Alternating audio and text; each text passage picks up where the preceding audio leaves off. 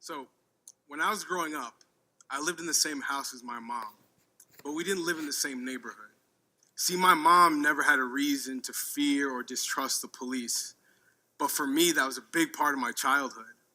And I learned at a young age that I would experience some things differently than my white mom because I have a black dad. For example, one of the few memories I have of my dad as a kid is seeing him yelled at and questioned by police on the street. And when they didn't like the answers he was giving them to their questions, they proceeded to aggressively question me. And I was just 8 years old. And as I grew older, that fear and distrust of police grew with me. By the time I was in high school, I was getting stopped by cops and security guards at the mall, at the bus station, on the street. And often they'd have comments about how I dressed in baggy jeans and hoodies like any other kid at the time. In high school, I was so afraid of cops that anyone in a uniform made me feel uncomfortable.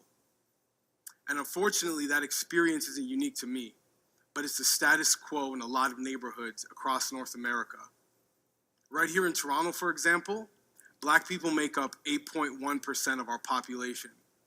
But over 1/4 of the people who were stopped by police last year to have their personal information entered into the police database were Black. And that type of disproportionate interaction, when it's seen as unfair and illegitimate, breeds a distrust of law enforcement. It makes people distrust cops, who are the most visible faces of our legal system. And when people distrust law enforcement because they believe that the law is not being enforced equally across all communities, they grow to distrust their government and believe that their government works for some people, but not for all people. There is no better reminder of the relationship between policing and democracy than what happened in Ferguson, Missouri earlier this year, and is continuing to happen today.